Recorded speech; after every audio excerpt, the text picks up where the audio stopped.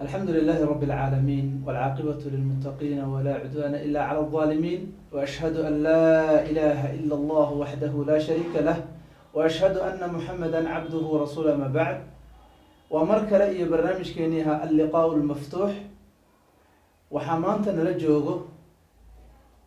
مرتين نوغو شيخ مسعود معلم ونوغري دونه برنامج آد مهم laba dhinac markii laga fiiriyaba aad muhiim u ah waa marka koowaad ee markii laga fiiriyo mawduuca waxa uu ku saabsan yahay waa qalbiga muhiimadda uu leeyahay darteed marka mawduucu wuxuu noqonayaa mawduuc ahmiyad iyo muhiimad gooni ah leh لأن الله سبحانه وتعالى رسوشيisa markuu soo dirahayo oo kitaab uu soo dejinayo waxa inay islaaxiyaan iyo wanaajiyaan la rabo waxa weeyaan qalbiga weeye marka mawduuca waxa noo gali doono Sheikh Mas'uud ayaa noo gali doona insha Allah ta'ala qalbiga maxaa fasaadiyo oo dhib iyo dhibaato u keeno waa laga hadli doonaa waxa kale oo laga hadli doonaa qalbiga maxaa lagu wanaajin karaa oo lagu islaaxin karaa waxaan ku soo dhaweynayaa برنامجنا اللقاء المفتوح شيخ مسعود معلم فليتفضل مشكورا ومأجورا بإذن الله. الحمد لله رب العالمين وبه نستعين على أمور الدنيا والدين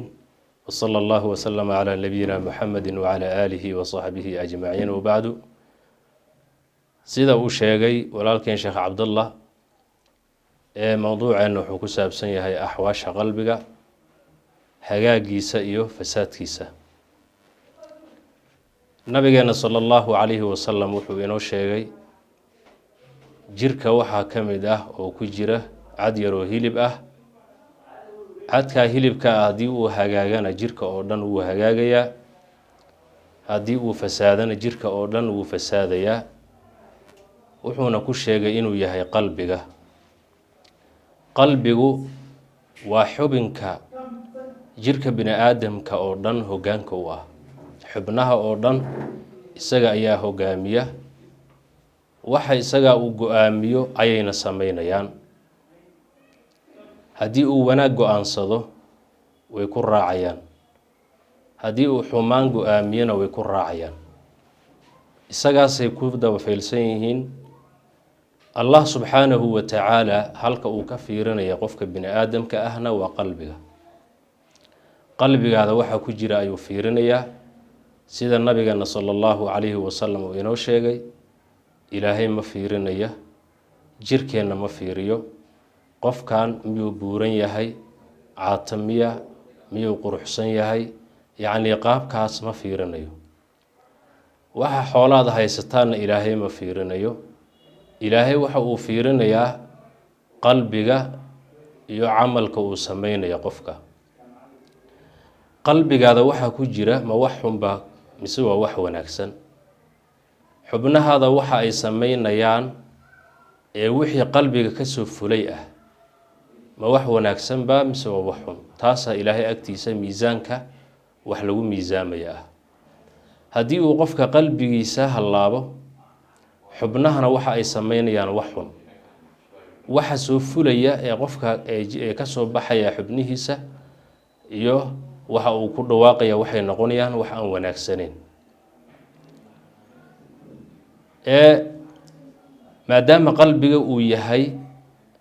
halka bini aadamka laga hogaamiyo taa daraadeed ayuu shaytaankana shaqadiisa iyo hawshiisa meesha uu ka qabsanaya ay noqotay waayo shaytaanka halka uu xarunta u ah ee qofka uu ka fasaadinayo waa qalbiga waayo xubnaha kale shaqo kuma lahan xubnaha kale uma hoggaansamayaan mana ka fasaadin kara qofka qalbigaas ayuu isku geynayaa awoodiisa oo dhan sida ilaahayba uu ku sheegay quraanka alladhi yuwaswisu fi suduri an-nas laabta uu sheegaya waxa weeyaan waxa ku jira laabta oo qalbiga ah ayuu dadka ka fasaadinaya shaqadiisa oo dhan halkaas ayuu ka qabsanaya hadii uu marka barnaamijka asaga uu watay uu ka dhaadhiciyo qalbigaada uu qaato wuxuu u gudbinayaa marka xubnihii inay sameeyaan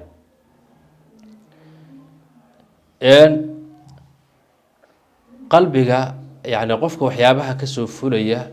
ee qalbigiisana ku jira uu go-aamiyey waxyaabaha uu asalkaa oo ay ka dhalanayaan waxaa weeyaan qalbiga yacni amraadsha ku dhacda iyo cudurada ku dhaca aada bay u fara badan yihiin waxa uu asala jahliga aqoon la-aanta yacni qofka inuusan allah garanayn diintiisana aqoon uusan u lahayn taasaa waxay keenaysaa cuduradii qalbiga ku dhacay oo dhan ayaa ka dhalanaya qofku waxaa loo baahan yahay waxaa weeye inuu marka koowaad uu ku dadaalo jahliga iyo aqoon darrida qaabka uu bixi lahaa jahliga waxaa ka dhalanaya qofka kibir isla weyni baa imaanaya waa cudurada waaweyn ee ku dhaca qalbiga ayuu ka mid yahay qofka isagoo jaahil ah oo aanan aqoon lahayn ayaa wuxuu iska dhaadhicinayaa inuu yahay qofka ugu caqliga badan inuu yahay qofka ugu aqoonta badan dadkan oo dhan inuu ka sareeyo ka fiican yahay ayuu isku arkayaa marka kibirkaas wuxuu ka dhalanayaa aqoon darrida aqoon la-aanta ayaa keenaysa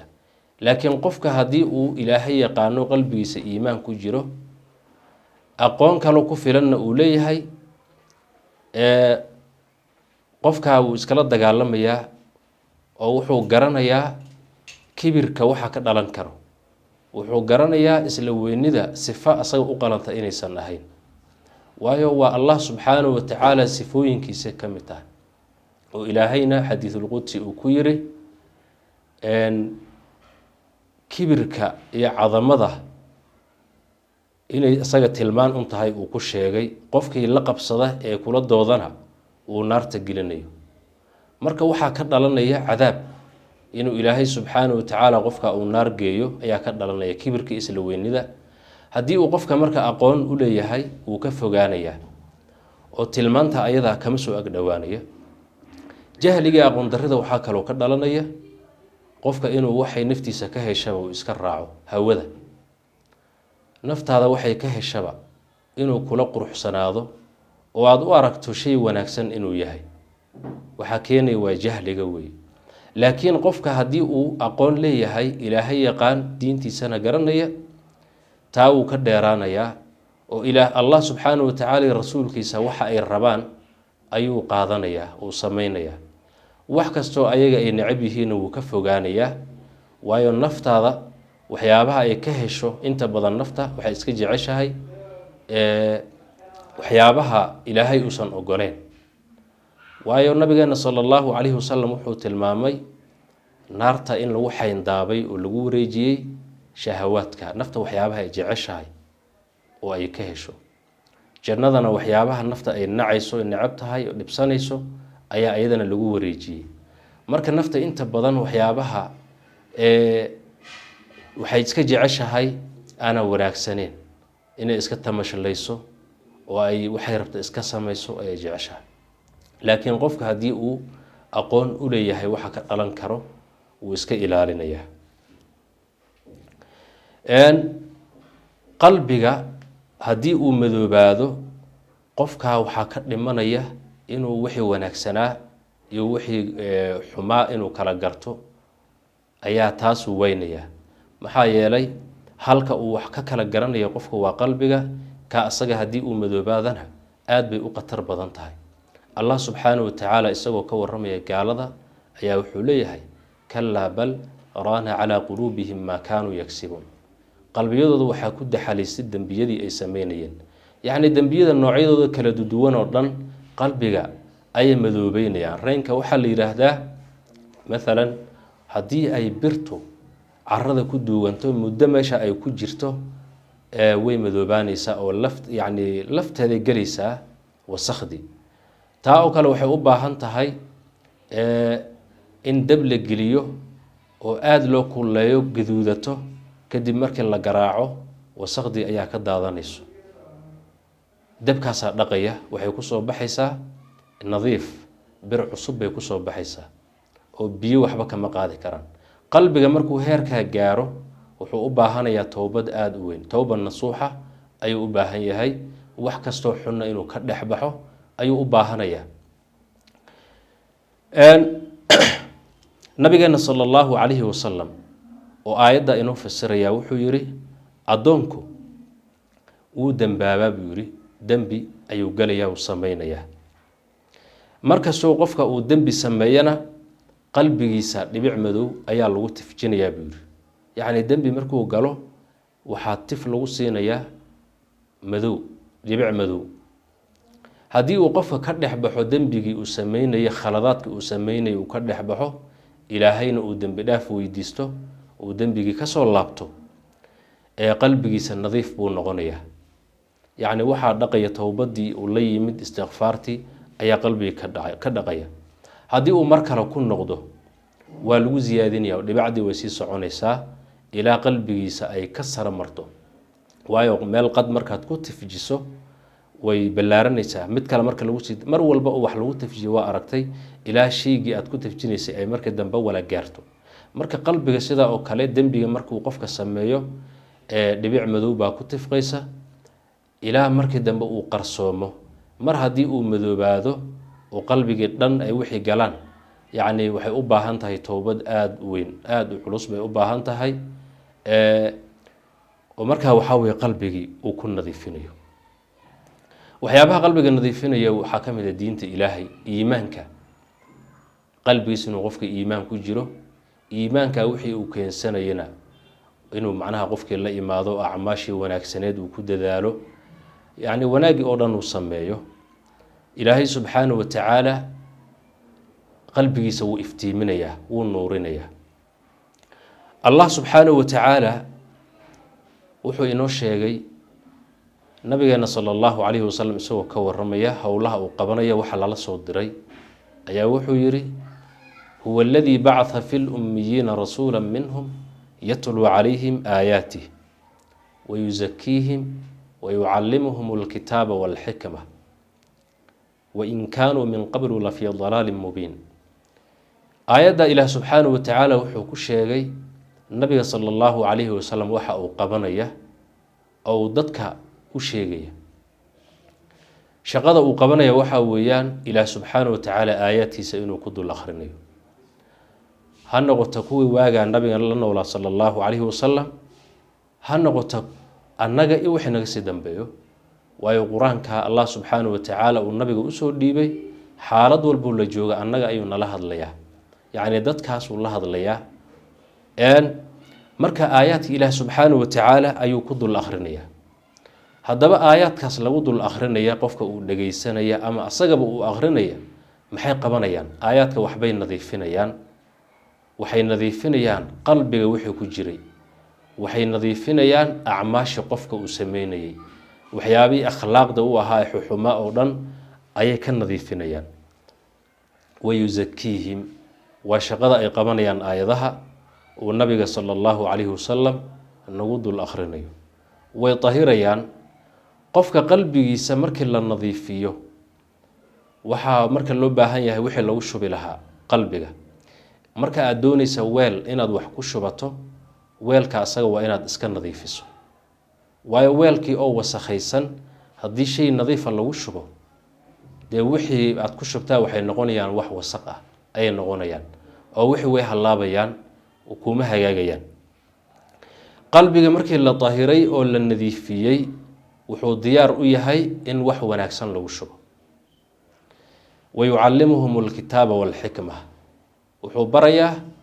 kitaabka iyo sunnaha kitaabka iyo sunnada meesha ay galayeen waa qalbiga wey qalbigii ay galayeenna waa la nadiifiyey oo aayaadkaas uu qofka maqlayay ee lagu dul akhrinayay asaga uu akhrinayay ayaa ilaahay ku dhaqay ku nadiifiyey kadib waxay kitaabka iyo sunnadu ay galayaan meel nadiif ah ayagoo nadiif ah iyo meeshii oo loo nadiifiyey oo loo dhaqay oo nadiif ah qofkaas marka waxaa ka soo baxaya wax nadiif ah ayaa ka soo baxaya waa qof ay caqiidadiisu nadiif tahay acmaashii kale uu sameynayana waa nadiif bay noqonayaan haddii ka waran qalbigii aan la nadiifinin wixii lagu shubo maalan qof gaal haddii la yidhahdo waxbaa la barayaa waayo qalbigiisa waa wasakhaysan yahay wixii haddii la yidhaahdo asagoo aan lasoo dhisin oo aan lasoo yacni iimaankiisii yacni waxaa wixii dhan aan laga soo nadiifinin caqiidada xumeed ee qalbigiisa ku jirtay la dhaho waxbaa lagu barayaa wixii waxay isla noqonayaan wax isla hallaabay noqonayaan wax wanaagsanna kama soo baxayaan. waa idinka arkay dadka caqiidadoodu ay faasidka tahay ee halaysan tahay qur-aanka iyo sunnada meeshay rabaan bay iskaga leexsanayaan waxa ayaga ay rabaan bay ku sameynayaan. sababtu maxay tahay yacni qalbigiisaan nadiif ahayn caqiidadiisa ayaan saxnayn. mar haddii qalbigiisa uu wasakhaysan yahay oo caqiidadiisa uu fasaadsan tahay wixii qalbiga ku jirana wax fasaadsanay noqonayaan oo aayaadka uu isticmaalaya qalbigiisa ku jira meel aanan ilaahay ugu talagelin ayuu u isticmaalayaa. nabiga hadalkiisa sala allahu calayhi wasalam meel uusan ugu talagelin ayuu la aadaya u isticmaalaya. marka waxaasaa ka dhalanaya haddii qalbiga marka hore aan la nadiifinin. walaalayaal qalbiga qofka muslimka ah wuxuu u baahan yahay mar walba inuu ka shaqeeyo ayuu u baahanaya. waayo qalbiga wax walba lagu shubo iska aqbala asaga ma diido. haddii xumaan lagu shubo wuu iska aqbalaya haddii wanaag lagu shubo wuu iska aqbalaya meel uu diidaya male. waayo qalbiga qofka muslimka wanaagna wuu sameeyaa xumaanna wuu sameeyaa wixii qalbiga kuula jiraan. marka taasna ma wanaagsano oo hadhow waxay dhibaato ku keenaysaa wixii wanaagsanaa ee aad samaynaysay ayay kaa hadlaynayaan oo ay fasaadinayaan. marka wax wanaagsan ma aha. qofka waxaa la rabaa mar walba inuu ka shaqeeyo qalbigiisa qaabkii uu ku hagaagi lahaa. kadib baa waxaa wanaagsanaanaya xubnihiisa waxaa ka soo baxayana way hagaagayaan. laakiin qalbigaada haddii aadan ka shaqaynin wanaagiisa iyo hagaajintiisa wax wanaagsan kaama soo baxayaan xumaan unbaa kaa soo baxaysa. haddii xumaanay kaa imaadana waxaa ka dhalanaysa inaad bulshadii kalena aad sii fasaadiso oo aad sii hadlayso. ilaahay subxaanahu watacaala waxaan weydiisanaynaa qalbigeena inuu ka dhigo qalbi nadiif ah ilaahay subxaanahu watacaalana ku xiran ayaan weydiisanaynaa. wajazaakum allahu khayran wasalaamu calaykum waraxmat ullahi wabarakaatuh.